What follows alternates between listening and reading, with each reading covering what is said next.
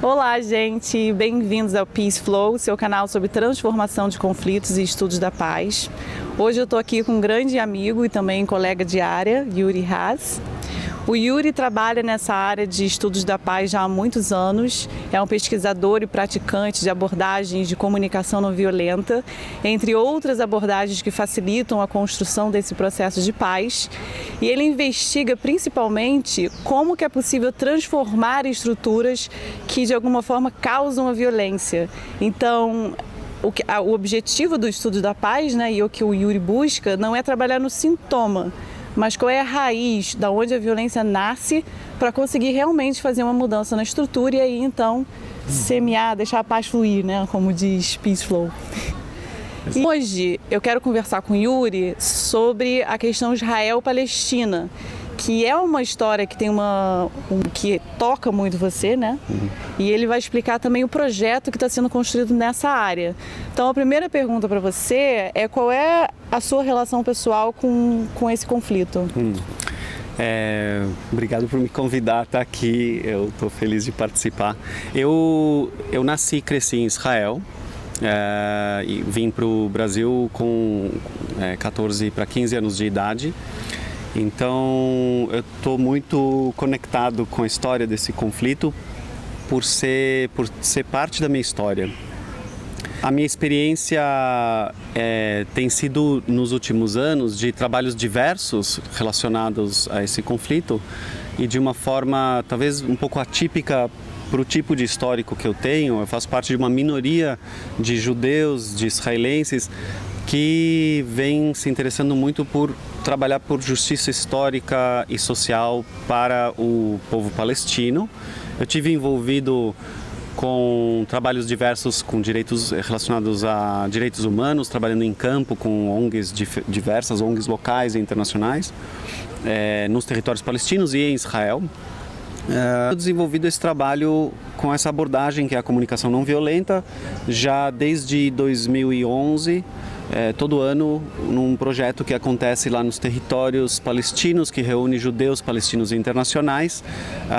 Nós normalmente temos entre 100 e 150 participantes e que eu vi, eu acho muito importante o trabalho de direitos humanos e ao mesmo tempo eu vejo que muitas conversas se tornam impossíveis pelo tipo de identidade que as pessoas, como elas se veem, a história, a narrativa com a qual elas cresceram, impede elas de conseguir entrar em certas conversas com segurança e os moldes convencionais. E aí no processo da CNV eu vi um potencial muito grande para isso poder acontecer, de que conversas impossíveis ou difíceis, de repente dentro desses novos parâmetros que são oferecidos por esse processo da CNV, poderiam ocorrer. E quero acrescentar que normalmente as conversas se tornam muito difíceis porque as pessoas ficam com muita dificuldade de escutarem umas às outras, muita dificuldade de conseguirem se abrir para uma outra possibilidade narrativa que não aquela com a qual cada um cresceu, que foi também a minha história. A minha história foi muito dolorida nesse sentido de começar a descobrir muitas informações de fontes muito confiáveis que questionavam como a história tinha sido apresentada a mim e me tiravam de uma crença de que Israel, a história que eu fui apresentado a vida toda foi que Israel é uma vítima da circunstância, que está tentando se defender para sobreviver, uma história muito dolorida e dentro da qual se acredita que tudo o que se faz é justificável. E aí descobrindo que muito do que os palestinos vinham contando ao longo dos anos foi confirmado por essas outras fontes, então que houve uma expulsão em massa dos palestinos e gerou ali o sofrimento original que até hoje permanece. Claro que tem outros fatores complicadores ali no sentido de os palestinos muitas vezes não terem acesso a direitos humanos, direitos civis, terem sendo dominados por um governo militar, não terem direitos iguais em Israel. Enfim, é uma situação bastante complexa, né? E ela se mantém porque essas narrativas se mantêm, as identidades não se transformam, não mudam, a conversa não acontece. E aí no processo da comunicação não violenta eu vejo alguma possibilidade disso ocorrer de um jeito diferente e transformador. E se você tivesse que explicar pra gente, como que na prática esse projeto, ele tem um nome específico, esse projeto?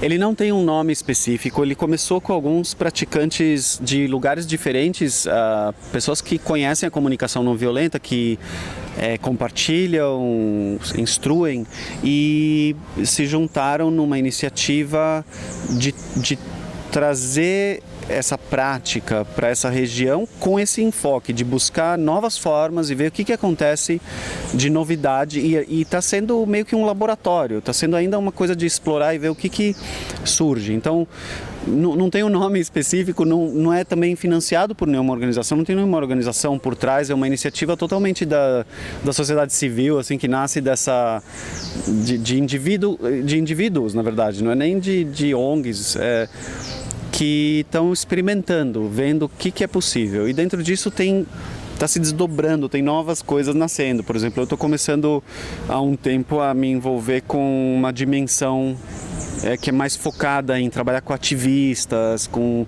pessoas que já estão trabalhando para a transformação da situação de alguma maneira. Enfim, mas é essa forma que vem acontecendo, né, nesses últimos anos. E aí, fala pra gente assim, porque como a gente está longe e é muito complexo, tem muita informação, eu vejo que tem várias outras, dá pra ficar aqui um tempão só falando desse projeto.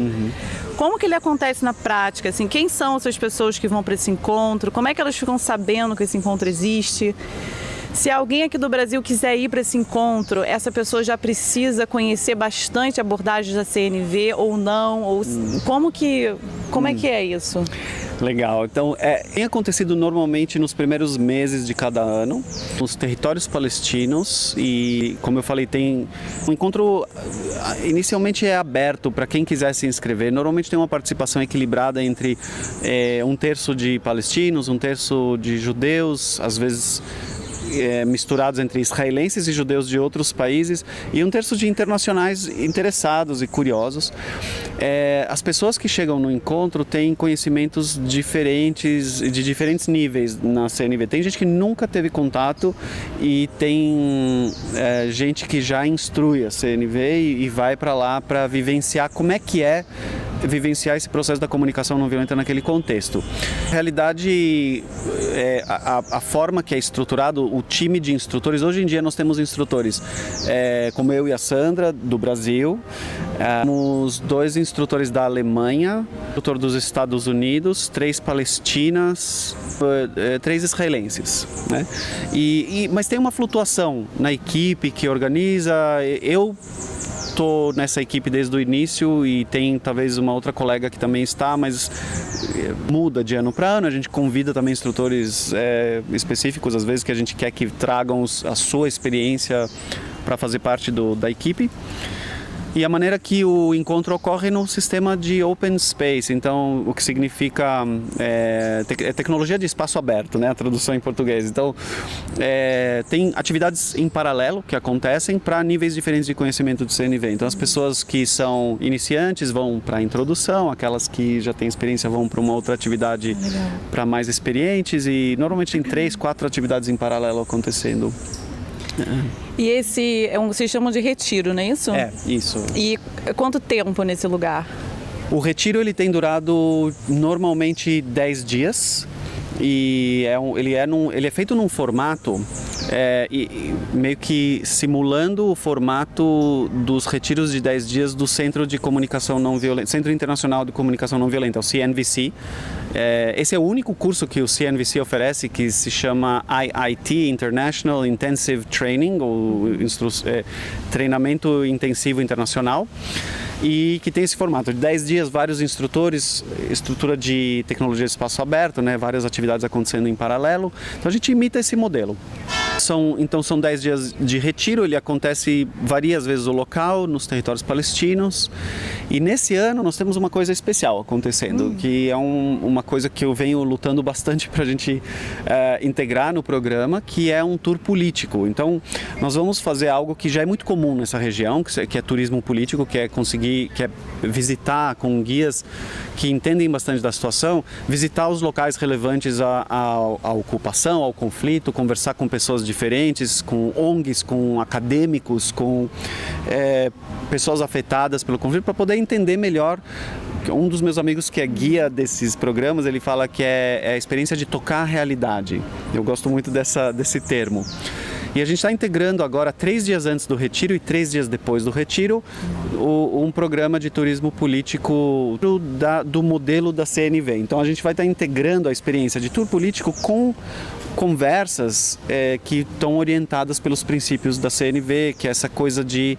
Eu sei que a gente não vai entrar muito a fundo aqui no tema da CNV, mas a comunicação não violenta é uma abordagem que busca colocar o olhar na humanidade compartilhada das pessoas, transcender aquilo que...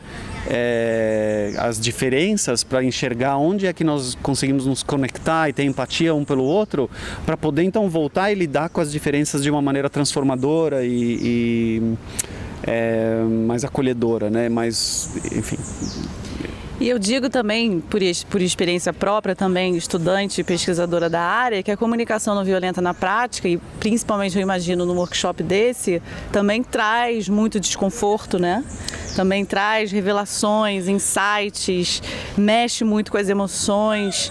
Então eu queria ouvir esse espaço de facilitação, e talvez apareçam ódios muito antigos, ou mágoas, ou né, famílias que uma matou a outra, ou comunidades, deve ter traumas de guerra da situação em si que são muito fortes. E como que é isso para você?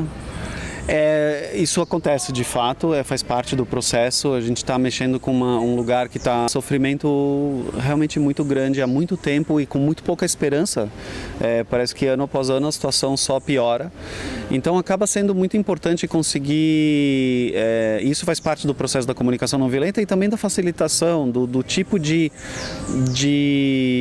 habilidades e experiência que os facilitadores têm de criar espaços onde essas vozes podem chegar, onde há segurança para elas serem colocadas, né, trazidas, essas experiências difíceis. Em vez de uma cultura conversacional, comunicativa, reativa, existe um processo diferente de entender que por trás de uma expressão de dor, que pode vir no formato de raiva ou numa linguagem acusatória, existe na realidade uma expressão do sofrimento humano que está por trás daquilo. E no processo da comunicação não violenta tem muito esse olhar de conseguir captar isso e oferecer empatia para essa dor que está aparecendo ali. Ao mesmo tempo, também tem um cuidado muito grande que, para mim, é muito importante, de reconhecer as violências estruturais, as diferenças de poder, as relações de privilégio e marginalização. E isso traz os desafios em si também, porque muitas vezes para aqueles que sofrem marginalização, existe uma frustração muito grande de que a experiência deles da realidade não está sendo percebida pelo todo, principalmente por aqueles que são privilegiados. E fica uma insistência de querer que isso seja escutado, seja incluído na maneira que nós todos estamos narrando a nossa realidade e entendendo a nossa realidade. E da parte dos privilegiados, que nesse caso, na minha avaliação, esses são os que pertencem mais à minha história, o lado judaico, o lado dos israelenses, que simplesmente são mais privilegiados porque detêm muito mais poder, detêm muito mais acesso a recursos, detêm muito mais possibilidade de escolha e liberdade de escolha, sendo que os palestinos é muito difícil ter qualquer grau de comparação, assim, na situação que os palestinos ocupam e os judeus nessa situação. E ainda assim, como criar um espaço para falar sobre privilégio de uma maneira que convida não para um lugar de culpa, mas para um lugar de responsabilidade. Porque eu sei que eu cresci num ambiente onde por muitos anos eu não conseguia enxergar o meu próprio privilégio, eu não conseguia entender que eu estava vivenciando a realidade de uma maneira muito diferente dos outros. E ao mesmo tempo que foi muito dolorido descobrir isso, foi muito esclarecedor e me abriu muito entendimento do porquê que o outro está sofrendo tanto, o que é que precisa ajustar no sistema. E também esse entendimento sistêmico ajuda a sair desse lugar de é culpa minha, ou eu me sinto mal por isso. eu não escolhi nascer do jeito que eu nasci, onde eu nasci. Da mesma forma que minha colega palestina também não escolheu nascer palestina, onde ela nasceu. Nós somos colocados dentro de um sistema que já está desigual. Então, como é que nós, desses lugares diferentes, trabalhamos como aliados para mudar o sistema e fazer ele ficar mais visível? Convidar mais pessoas a também trabalharem pela transformação desse sistema. E essas são as grandes perguntas que me guiam, e eu não tenho sim, ótimas respostas para elas ainda, mas algumas portas e caminhos parecem interessantes de ver o que é possível construir a partir daí, né? Eu acredito que esse projeto é uma grande porta de um caminho que é lento, né? Porque o conflito Israel-Palestina é político, é diplomático, é entre superpotências também de alguma forma, são entre mundos de compreensão diferente, é cultural, é étnico, é tanta coisa ao mesmo tempo. E eu acredito que esse projeto tem um efeito dominó, né? Quanto mais pessoas conseguirem se desconstruir e terem a consciência que existe esse sistema e essa estrutura de poder desigual e da onde que você está vindo, então tentar humanizar, que vai criando-se uma rede que se alastra de uma forma que começa a chegar dentro das instituições que mantêm esse sistema. Você enxerga dessa forma também? Sim, essa forma que você colocou ressoa forte, assim, com como eu penso, como eu vejo também. Tem essa multidimensionalidade, assim, do conflito. Por um lado, tem uma complexidade muito grande. Tem essa questão de que efeitos uma abordagem como a comunicação não violenta. A comunicação não violenta é uma das abordagens que eu considero que impactam sistemicamente, que elas têm esse potencial. Não necessariamente impactam, mas elas podem impactar. E isso é sempre através das pessoas que incorporam, integram esse novo entendimento que permite o olhar para o outro e olhar para si com essa humanização mais, que eu gosto de falar que é uma humanização radical, não radical de extremismo, mas radical de conectar com aquilo que lá na raiz nos faz humanos. E uma pessoa que está integrando esse modelo, seja se ela estiver presente numa situação difícil, ela já pode ser uma influência naquela situação de transformá-la, contribuir para uma transformação dela. E também se ela está liderando um projeto, pensando formas de intervenção na situação, se esse modelo está vivo nela, vai estar vivo nas ações, nas formas que ela for fazer, nas estratégias que ela for escolher. E tem uma coisa que eu queria dizer, que também tem toda essa complexidade e ao mesmo tempo tem também uma simplicidade que está, assim, a simplicidade que está além da complexidade. Para mim, no meu entendimento, que tem muito a ver com o que o Johan Galtung diz sobre, que é um dos pais dos estudos de paz na academia, um dos fundadores, né? Ele diz que na transformação de conflitos dessa categoria, uma das coisas importantes é contribuir para que o povo, o grupo que sofreu graves perdas, injustiças, que ele tenha a possibilidade de exercer o seu direito de registrar na memória coletiva o seu sofrimento. É uma coisa que o meu povo, o povo judeu, por exemplo, teve muita oportunidade de fazer depois do Holocausto nazista. Os meus avós perderam toda a sua família no Holocausto. A minha família até hoje é pequenininha assim por causa desse evento histórico.